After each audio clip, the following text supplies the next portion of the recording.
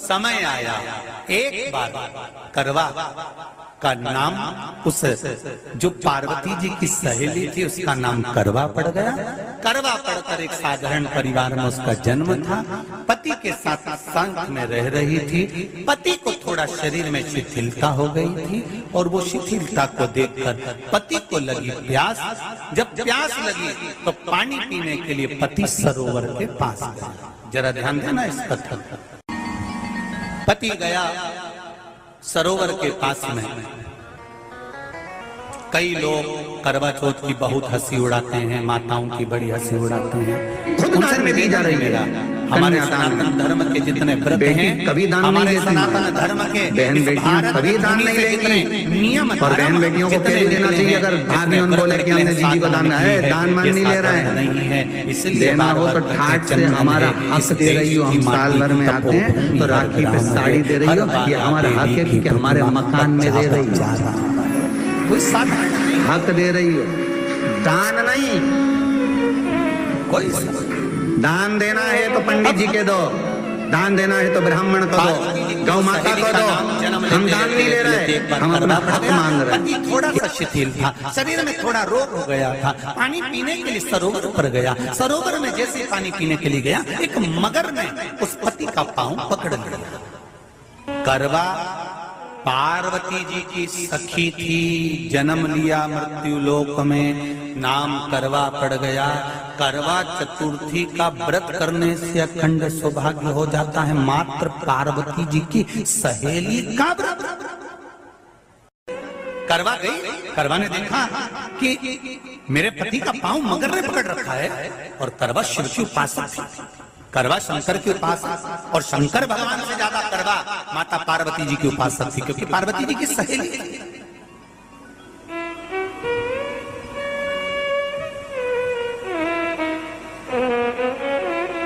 पति का पांव खींच कर मगर पानी में लेकर जा रहा था।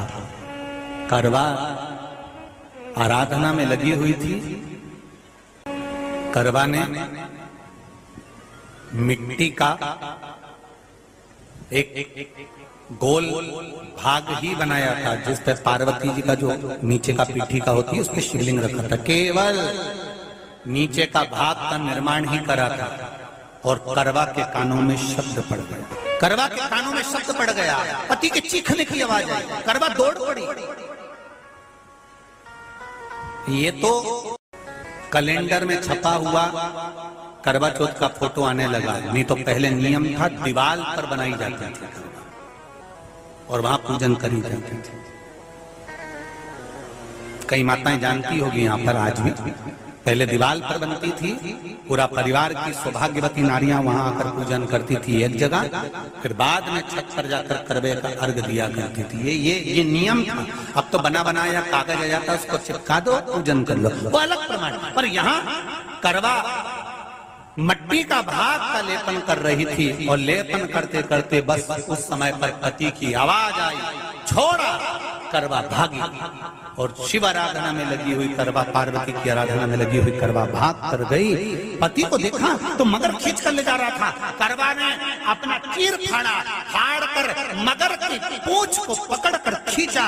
और कितना सात्विकता में बल होगा, जरा विचार करना कि मगर को खींच कर वृक्ष के नीचे ले गई और वृक्ष के नीचे नहीं जा पाई तो वहीं पर घाट के ऊपर घास लगी हुई थी। इसलिए आज भी करवा चौथ के व्रत में आपने देखा होगा कुछ सलाखें, कुछ घास आपको मिल जाती है। उससे एक घास से, मात्र एक घास, एक घास से उसने उस मगर को बांध दिया। मगर हिल नहीं पाया। यम के दूत आ गए इसके पति को मौत के ग्रास ले जाने के लिए। यम के दूत। करवा ने पूछा तुम कौन हो, कैसे आना हुआ? यमदूत कहते हैं तुम्हारे पति का आज अंतिम दिन है, अंतिम समय, अंतिम पल है, ये मरेगा। करवा कहती अगर मारना है तो इस मगर को मारो जिसने मेरे पति का पांव पकड़ रखा है। प्राण छोड़ना है तो इस मगर के छोड़िए, मेरे पति के तो प्राण आप ले जा नहीं सकते। करवा हम अपने नियम को नहीं बदल सकते। तेरे पति की अंतिम सांसें हैं, वो मरेगा। मगर को अभी नहीं मरना है, मगर अभी कम से कम 9 महीना और जीवित रहेगा। इसका हमारे पास लेख है। करवा कहती है ऐसा हो नहीं सकता। यमदूत खड़े हैं, ले जाने दे नहीं रही। क्रोध आ गया करवा को, हाथ में जल उठाया। अगर एक यमदूत भी मेरे पति को उठाकर ले जाता है तो मैं शिव भक्त माता पार्वती जी की भक्त करवा आपको श्राप दे दूंगी। सब दौड़ पड़े, यमराज के पास चले गए। यमराज ने पूछा तुम दौड़ कर आए हो, क्या हुआ? यमराज पूछते हैं, दूत कहते हैं वो करवा अपने पति को नहीं लाने दे रही। यमराज वहां कर खड़ा हो जाता है। करवा को समझाया, करवा तेरे पति के प्राण जा चुके हैं, तेरा पति अब मरने वाला है, अंतिम क्षण इसको ले जाने दे, इसका आज आखिरी दिन है। मगर को ले जा पर मेरे पति को नहीं। मान नहीं पाया। यमराज जब क्रोध पर अड़ गया तब करवा को क्रोध आया और क्रोध में आकर जल लेकर करवा ने श्राप देना चाहा यमराज को। यमराज चरणों में पड़ गया, रेन दे करवा, मैं तुझे वर देता हूँ। आज चतुर्थी का दिन है, तेरे पति को मैं जीवन दान देता हूँ। आज के दिन जो तेरे नाम से व्रत धारण करेगा उसका खंड सौभाग्य स्वयं यमराज करेगा। स्वयं ये वो करवा चौथ का व्रत है। इसलिए करवा चौथ के उद्यापन में लिखा है,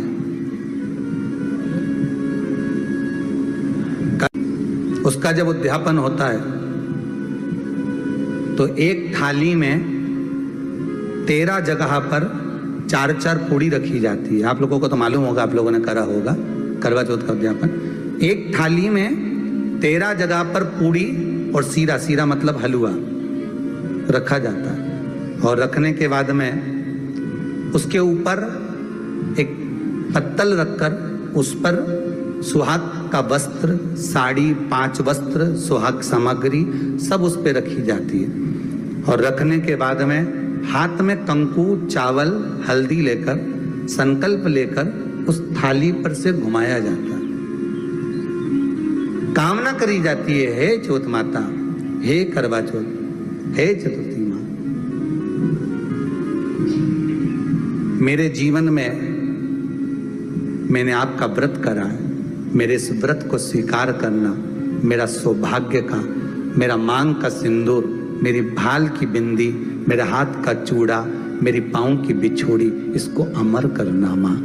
और जो ये वस्त्र मैं दे रही हूं, इस वस्त्र को मैं जो प्रदान कर रही हूँ चौथ माता, इसको स्वीकार कर कर मेरी भी चुनड़ी को लाल बनाए रखना। तब उस साड़ी को, उस वस्तु को, उस सामग्री को उठाकर घर की वृद्ध सास को, जो घर में सासू होती है, उसको दिया जाता है। सास नहीं हो तो किसी सौभाग्यवती नारी को दिया जाता है।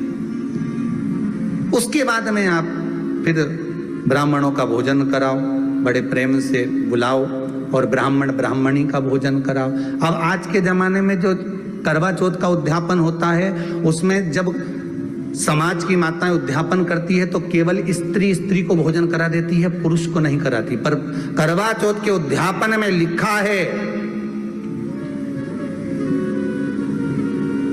कि ब्राह्मण का भोजन होना चाहिए, उसके साथ सौभाग्यवती नारी आए, उसकी पत्नी। पर अपन ने तो सोचा कि चौथ माता का उद्यापन है तो केवल स्त्री को खिला दो, उद्यापन का पूर्ण फल मिल जाएगा। नहीं, उसका सुख नहीं और देने का भी फल है महाराज। करवा चौथ का उद्यापन करो तो भोजन करने उसको बुलाओ जो अपने घर का हो, उसको उद्यापन में नहीं गिनो। अपने घर के लोगों तो वैसे ही भोजन करेंगे, घर का व्यक्ति तो वैसे ही भोजन करेगा ना। पर अपन ने उन्हीं को गिना, ने हमारी बड़ी जीजी के गिन लो, ने छोटी जीजी गिन लो, ने भांजी के गिन लो, ने उसके गिन लो, ने उसके गिन लो, ने 13-14 ऐसे इकट्ठा कर लिया। ने साहब ये अपने इकट्ठे हो गए, ये तो अपने हो गए। ये तो तुम उद्यापन करोगे तो घर में इनको तो जिमाना ही पड़ेगा क्योंकि तुम्हारे रिश्तेदार हैं। दूसरे को जिमा कर जब हम दान देते हैं, दान उसको लगता है जो दूसरे को दिया गया। कई लोग कहते हैं हमने बहन बेटी के दे दिया, तो बहन बेटी क्या दान लेती है? किस पुराण में लिखा है कि बहन बेटी दान लेती है? हमको वो भी बताना कि बहन बेटी दान लेती है, क्योंकि बेटी तो खुद कन्यादान में जाती है। बेटी का कन्यादान होता है, वस्तु का दान नहीं, बेटी खुद दान में दी जा रही है।